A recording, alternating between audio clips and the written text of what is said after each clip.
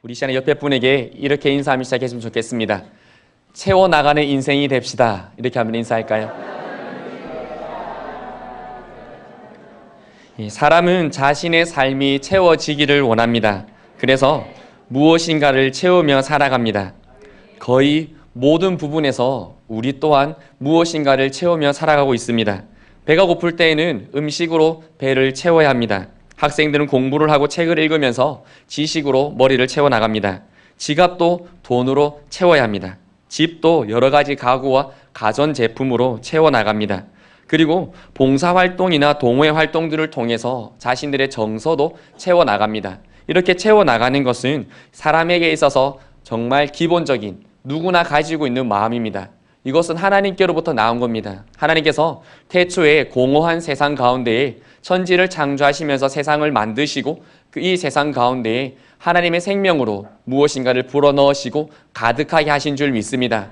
그렇기에 우리도 우리의 삶에 무엇인가를 채워나간다는 것은 너무나도 당연하고 기본적인 모습입니다. 이것에 대해서 미국의 한 심리학자는 이 단계를 5단계로 나누었습니다. 첫 번째 단계는 생리적 욕구의 단계, 그리고 생리적 생존의 그것을 채우고자 하는 마음이다라는 것입니다. 그래서 이거는 인간의 기본적인 의식주, 입고, 먹고, 살고 하는 기본적인 것에 대해서 채우기를 원하는 그 마음이 사람에게 있다라는 것입니다. 그리고 두 번째 단계로는 안전의 욕구가 있습니다. 이 생리적 욕구 첫 번째 단계가 어느 정도 채워지면 사람은 이제 안전하고 싶은 마음이 생겨나게 됩니다. 그리고 신체적으로 그리고 감정적으로 어떤 위험으로부터 보호되고 안전받기를 원합니다. 이 두 번째 단계까지 채워지고 나면 세 번째 단계로 발전하게 되는데 그것이 소속감과 애정의 욕구입니다. 이제 이것은 그냥 내가 누군가에게 수긍되어지고 어떠한 공동체에 받아들여지고 사람들과 이제 결혼 정령에 들어가면 가정을 일구어서 그 사랑 속에 소속감 속에 들어가고 싶어하는 그런 욕구가 있다라는 것입니다. 그리고 이 단계가 채워지면 이제는 존경의 욕구가 있습니다. 누군가가 나를 존경해 주기를 원하고 나 스스로도 나를 귀하게 여기고 싶어하는 내적으로 외적으로 존경을 받고 싶어하는 단계가 있다라는 것입니다. 이렇게 네 가지의 단계가 이루어지고 나면 마지막 한 단계가 무엇이냐면 자아 실현의 욕구가 있다라는 것입니다. 나의 능력을 발휘하고 나를 계속해서 개발해서 점점 더 성장하고 나가기를 원하는 욕구가 있다라는 것입니다. 그리고 현대에 들어서는 이 단계에서 한 단계 더 나가는데 그것이 무엇이냐면 타인의 자아 실현을 이루어주고 싶은 욕구, 나만의 자아 실현이 아니라 다른 사람의 그 필요한 것도 이루어주고 싶은 욕구가 사람에게 있다라는 것입니다. 이렇게 5가지의 욕구, 그리고 이제는 6가지 욕구가 사람들에게는 있습니다. 채우고자 하는 욕구, 그것이 적절한 선 안에서만 이루어진다면 우리에게는 가장 큰 욕구가 될 것이고 가장 분명한 그리고 가장 건전한 욕구가 될 줄 믿습니다. 그렇기에 성도님들의 삶도 채워지는 인생 되시기를 바랍니다. 적절한 체험으로 말미암아서 점점 더 나은 것을 선택하시고 더 높은 것을 바라보며 나가실 수 있는 삶이 되시기를 바랍니다. 그런데 문제는 우리 인생에 이렇게 꼭 모든 순간들이 채워지는 것만은 아니다라는 것입니다. 그리고 완벽하게 준비했다고 생각했지만 어느 순간에 그 준비한 모든 것들이 텅텅 비어버릴 때가 있다라는 것입니다. 그리고 나는 완벽하게 준비해서 이제 채워지면 된다라고만 생각했는데 채워지지 않을 때도 있다라는 것입니다. 그리고 그때는 사람들이 상심하게 되고 좌절하게 되고 이것이 심하게 다가올 때는 목숨까지 끊어버리는 극단적인 선택을 하는 사람도 있다라는 것입니다. 오늘 가나의 결혼식에도 모든 것을 완벽하게 준비한 이 결혼식이었습니다. 이스라엘의 풍습을 보면 결혼식은 일주일간 진행이 됩니다. 일주일간 진행이 되는데 어떻게 진행이 되어지냐면 첫째 날을 시작하고 손님들을 청합니다. 그래서 시간에 맞춰서 들어오는 손님들에 대해서 다 맞이를 하고 그 다음에 문을 걸어 잠굽니다.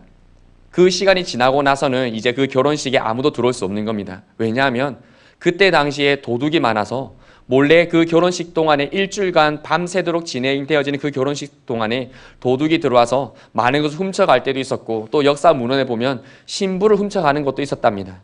그러니 문을 걸어 잠그는 것, 성경에 나오는 문이 걸어 잠긴다는 의미, 그리고 5 처녀가 문이 걸어 잠겨서 못 들어갔다는 의미, 그것이 다 이러한 풍습에서 나온 것입니다. 그러니 이 일주일간을 준비하기 위해서 이 결혼식장에서 얼마나 완벽하게 준비를 했겠습니까? 포도주를 조금만 준비했을까요? 아니요. 어마어마하게 준비를 했을 겁니다. 일주일 동안 수십 명을 모셔다 놓고 잔치를 하고도 분명 남을 수 있을 만큼의 포도주를 준비했을 겁니다. 그런데 그렇게 완벽한 준비를 했음에도 불구하고 이 결혼식장에 포도주가 떨어져 버리는 그러한 문제가 발생했습니다. 이스라엘 풍습에서 포도주가 떨어진다라는 것은 전라도 분들 잔치에 홍어가 없는 거랑 마찬가지입니다. 잔치로 인정되지 않는 겁니다. 어떻게 잔치를 이따위로 준비해? 어떻게 우리를 초청해놓고 이따위로 준비를 해놓고 우리를 초청할 수 있지? 라고 할 수 있을 만큼의 중요한 것이 결혼식장의 포도주였습니다. 그런데 그 포도주가 떨어져 버렸다라는 것입니다. 최선을 다해서 준비했지만 그 최선이 의미가 없어졌고 모든 것을 완벽하게 준비했지만 그 완벽함을 그 누구도 인정해주지 않는 순간이 되어버렸다라는 것입니다.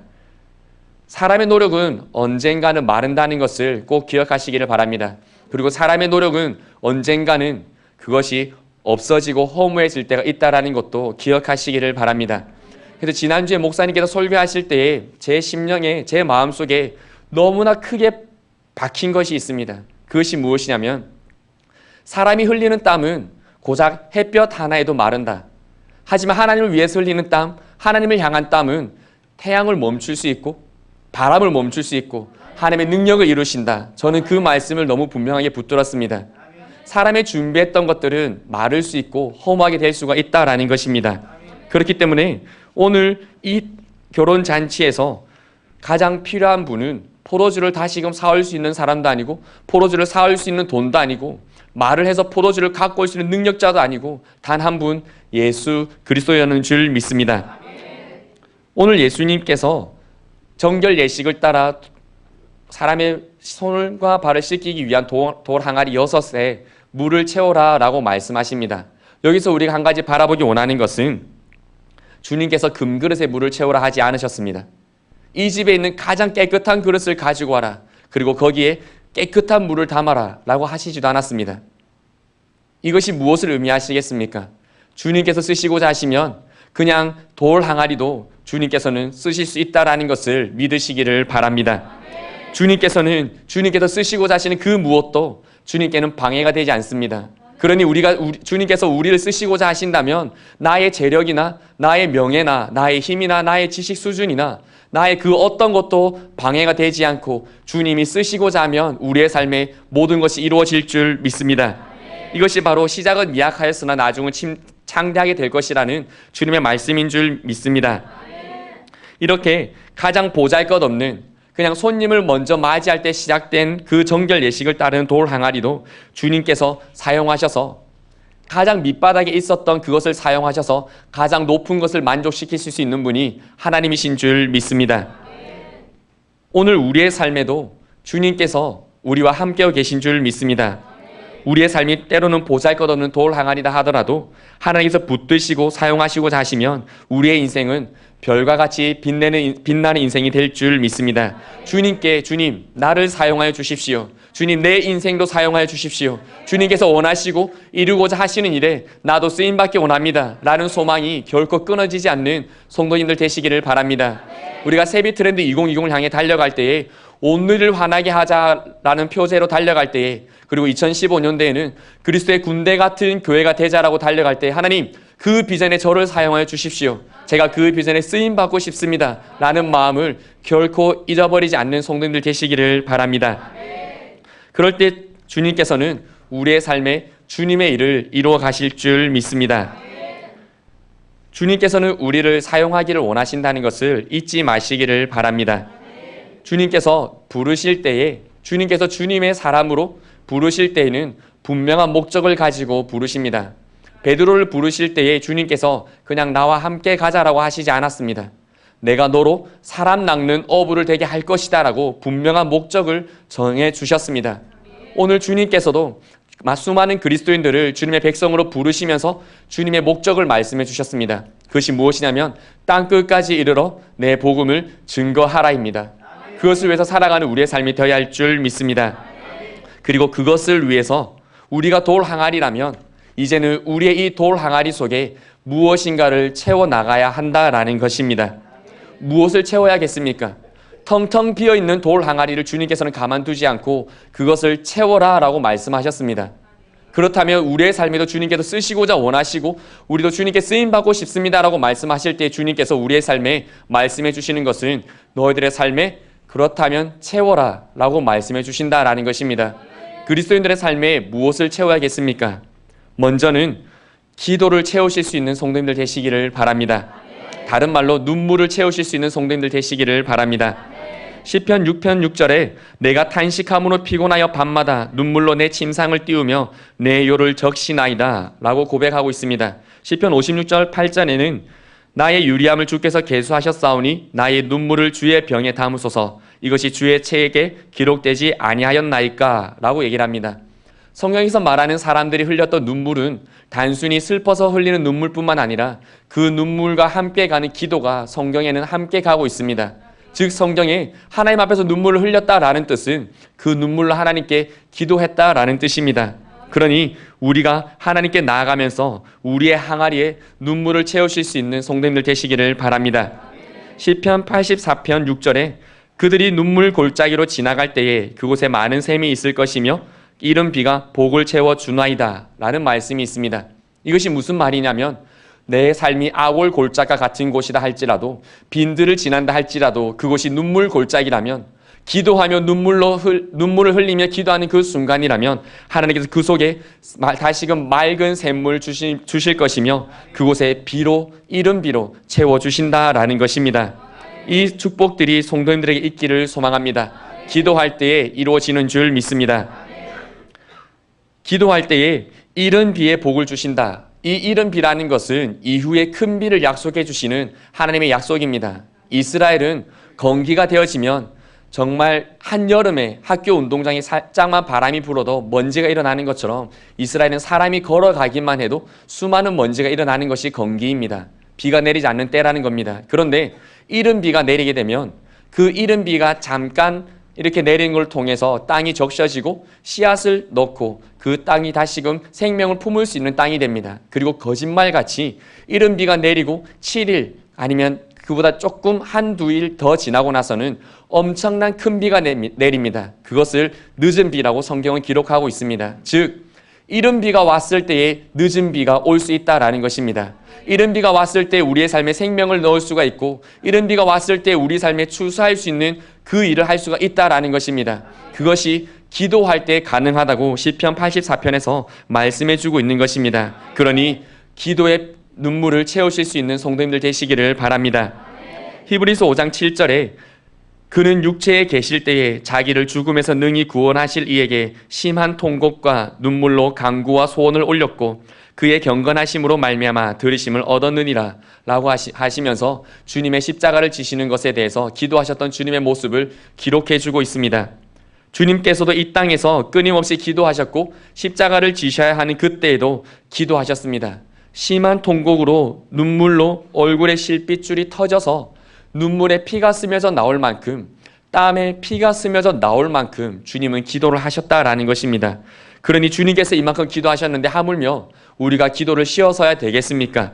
그래서 예레미야 선지자는 예레미야 애가 2장 18절에 이렇게 부르짖고 있습니다. 그들의 마음이 주를 향하여 부르짖기를 딸 시온의 성벽아 너는 밤낮으로 눈물을 강처럼 흘릴지어다. 스스로 쉬지 말고 내 눈동자를 쉬게 하지 말지어다 라고 예레미야 선지자가 얘기해주고 있습니다.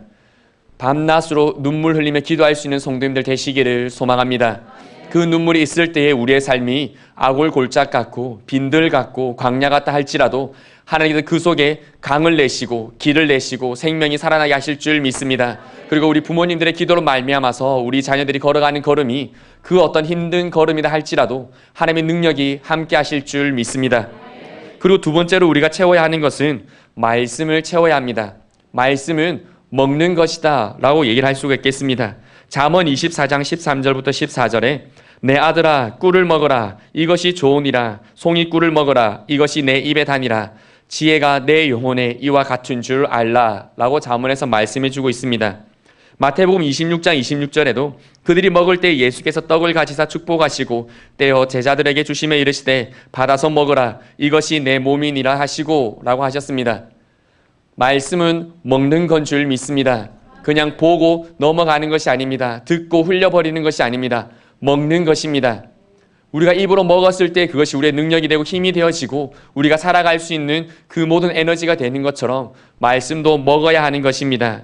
그렇기에 성경은 하나님의 말씀이 얼마나 중요한지에 대해서 끊임없이 말씀해 주십니다.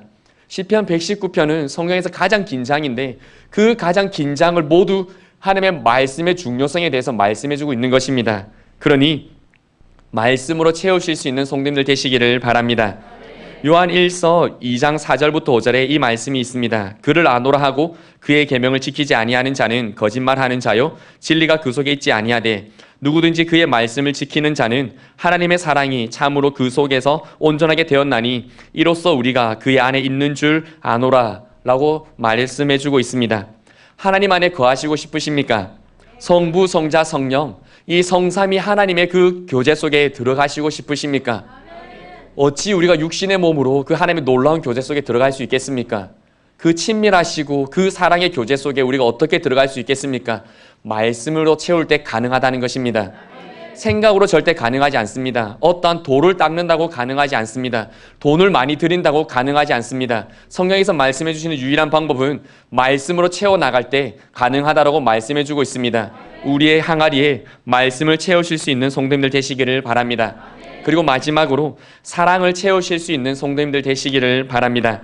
사랑 없이 하는 기도는 그냥 주문이 됩니다. 사랑 없이 읽는 말씀은 그냥 역사서나 미스테리 소설, 굉장한 공상과학 소설밖에 되지 않습니다. 그래서 잠언 10장 12절에 사랑은 모든 허물을 가린다 라고 말씀해 주셨습니다. 즉 사랑으로 하는 기도는 허물이 있다 할지라도 하나님께서 가리시고 그 기도를 완전하게 바로 잡아주신다라는 것입니다. 그리고 로마서 13장 10절에 그러므로 사랑은 율법의 완성이니라 라고 말씀해 주셨습니다. 그렇게 사랑은 모든 말씀의 완성이다라는 것입니다.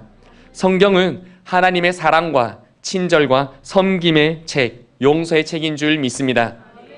예수님께서 이렇게 말씀하셨습니다. 내 오른뺨을 누가 치거든 왼뺨을 돌려대라. 그것이 무슨 말씀이겠습니까? 그냥 맞았을 때 그래 이 말씀했으니까 내가 한 번 더 갖다 대겠다. 주님께서는 그걸 원하시는 것이 아니라 그 맞는 찰나의 것까지 용서할 수 있어라는 것입니다. 그 뺨을 때리는 그 순간에도 용서할 수 있는, 그를 사랑할 수 있는 자가 되어라는 것입니다. 그래서 마치 처음 뺨을 맞듯이 또다시 돌려댈 수 있는 사람이 되어라는 것이 주님의 말씀인 줄 믿습니다. 그렇게 사랑으로 채워나가실 수 있는 성도님들 되시기를 바랍니다. 기도와 말씀과 사랑으로 우리가 채워나갈 때에 하나님께서 이루어 나가실 줄 믿습니다. 그런데 이 세 가지는 그냥 이루어지는 것이 아닙니다. 우리가 해야 하는 것입니다. 하나님께서 우리에게 자유의지를 주셨습니다. 많이 들어보셨지요? 하나님께서 우리에게 자유의지를 주셨을 때에 하나님께서는 우리가 선택할 수 있게 하셨습니다. 달봉이를 데리고 산책할 때는 우리는 달봉이의 목을 매야 합니다. 왜냐하면 막 달려가기 때문입니다. 달봉이에게는 자유가 있는 것이 아니라 본능이 있는 겁니다. 그렇기 때문에 하나님께서는 우리를 본능으로 만들지 않고 자유로 만드셨습니다. 여러분들이 자녀들을 데리고 통도 환타지아를 가실 때에 아이들이 잃어버릴까 목줄을 하고 가셨습니까? 아니시죠. 결코 아이들에게 목줄 하시지 않습니다. 아이들 보고 말 잘 들으라고 밧줄로 묶어서 데리고 다니셨나요? 아닙니다. 사랑은 결코 목줄을 하는 것이 아닙니다. 그 하나님께서 우리에게 자유의지를 주셨다라는 것입니다. 하나님께서 절대 여러분들의 목줄을 부여잡고 기도의 자리로 앉히지 않으십니다. 여러분들을 절대 눈에 성냥개비를 박으셔서 눈이 안 감기게 하셔서 성경책을 보게 하시지 않습니다. 갑자기 주체할 수 없는 사랑이 내 마음속에 막 일어나서 막 뺨 10대 맞아도 와 괜찮다 더 때려줘 막 절대 이렇게 되지 않으십니다. 그것은 우리가 해야 하는 것입니다. 끊임없이 기도의 자리로 나아가기 위해서 노력을 해야 되고 끊임없이 말씀 보기 위해서 달려가야 되고 끊임없이 사랑을 내 속에서 이루기 위해서 고통받을 수 있어야 한다라는 것입니다. 요한이가 갔으니까 요한이 얘기를 할 수 있을 것 같은데 요한이가 어저께 와서 인사를 하면서 이렇게 얘기를 하더라고요. 전사님 저희 숙소에 저희 그 내무반에 4명이 같이 군 생활을 하는데 2명은 같이 자기 또 한 명은 예수님을 믿고 2명은 안 믿는답니다. 그래서 자기 둘이서 하루에 성경을 3장씩 읽기 시작했답니다. 그래서 너무 피곤하고 훈련을 듣는 얘기를 들으니까 특전사들 훈련 받는 것처럼 훈련을 받더라고요. 제가 들은 사람 중에 제일 심하게 훈련을 받고 있었습니다. 그런데도 하루에 들어와서 3장은 꼬박꼬박 읽습니다. 졸릴까봐 한 절씩 번갈아 가면서 읽습니다. 라고 얘기를 하더라고요. 그렇게 성경은 읽어나가는 노력이 있어야 한다라는 것입니다. 이 3가지 기도와 말씀과 사랑을 우리의 항아리에 채우시는 성도님들 되시기를 바랍니다. 그렇다면 하나님께서 왜 우리를 부르실까요? 왜 우리를 주님의 그 사역에 부르실까요? 하나님께서 혼자 하셔도 완벽할 겁니다. 아니, 오히려 하나님께서 혼자 하셔야 완벽하실 겁니다. 괜히 우리를 개입시키셔서 망치실 필요 없으실 텐데 왜 하나님 우리를 부르실까요? 하나님께서 처음에 천지를 창조하셨을 때 완벽했습니다. 그런데 사람으로 하여금 세상을 다스리게 하시고 생육하고 번성할 땅에 충만하게 하라 라고 말씀하시고 경작하게 하시니까 지금 세상이 이렇게 오염되어지고 자원은 고갈되어지고 미래는 흐릿해지고 아마존은 말라가고 이런 사태가 발생하는 겁니다. 하나님께서 그렇게 하지 않으셨으면 더 완벽한 상태로 갈 테인데 왜 하나님께서는 우리를 부르시고 하나님의 그 놀라운 일에 우리를 초청하실까요? 왜 굳이 직접 오셔서 우리를 그 하나님의 부르심에 부르시는 걸까요?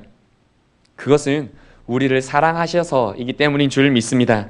하나님은 우리를 사랑하셔서 하나님의 재밌고 신나고 놀라운 일에 함께하고 싶으신 겁니다. 아이들에게 뭔가 재밌는 것을 알고 있을 때에 가셔서 야 이것도 한번 들어봐봐. 저희 아버지가 옛날에 매일 그러셨거든요. 매일 농담을 배워와서 야 일본 사람 중에 가장 잔인한 사람이 뭔지 알아? 초등학생 때 뭐죠? 도끼를 이만까라. 우와 어떻게 그럴 수 있어?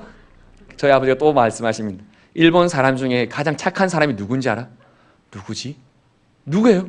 내 밴드 니까무라 사기다.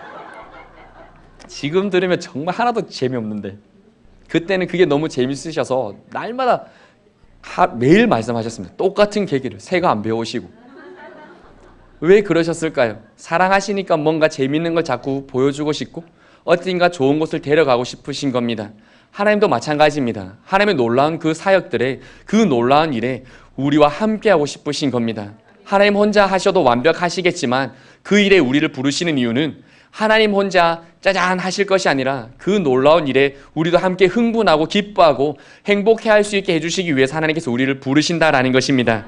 그러니 그 하나님의 부르심을 기억하시며 나아가실 수 있는 하나님께서 나를 부르셨다라는 것을 기억하실 수 있는 성도님들 되시기를 바랍니다. 말씀을 정리하겠습니다. 이왕에 하나님께서는 이미 우리를 부르셨습니다. 그리고 우리를 쓰고자 하시는 줄 믿습니다. 하나님의 놀랍고 흥미진진한 이 일에 우리와 함께 가고 싶어 하십니다. 그 하나님과 동행하는 삶이 우리에게 참으로 행복된 삶인 줄 믿습니다. 하나님과 함께 동행한다. 흥분되시지 않으십니까? 그 놀라운 일에 우리가 생각지도 못했던 일에 아이들이 마치 처음 가보는 곳을 데려가며 우와 하는 것처럼 우리의 삶에 그러한 감탄사가 나오기를 준비하신 하나님의 그 사역이 기대되지 않으십니까? 하나님 우리를 부르셨습니다. 그러면 이제 우리는 채워야 할 줄 믿습니다. 기도로 채우실 수 있는 성도님들 되시기를 바랍니다. 말씀으로 채우실 수 있는 성도님들 되시기를 바랍니다. 사랑으로 채우실 수 있는 성도님들 되시기를 바랍니다. 우리가 이번 한 주간 동안 은혜의 보좌 앞으로라는 제목을 가지고 고난주간 저녁 기도회를 해 나갈 것입니다. 기도도 할 것이고 목사님을 통해서 귀한 말씀도 들을 것이고 이것에 참여하는 것 자체가 고난을 당하셨던 주님의 사랑에 우리가 또 한 가지의 사랑을 고백하는 건 줄 믿습니다. 기억하시고 이 시간을 통해서 이 한 주간 동안 또 우리의 그 항아리 속에 기도를 채우시고 눈물을 채우시고 말씀을 채우시고 사랑을 채우셔서 하나님의 놀라운 사역에 쓰임 받으시고 놀라운 일들의 주인공이 되시는 새벽의 성도님들 되시기를 주님의 이름으로 소망합니다. 함께 기도드리겠습니다.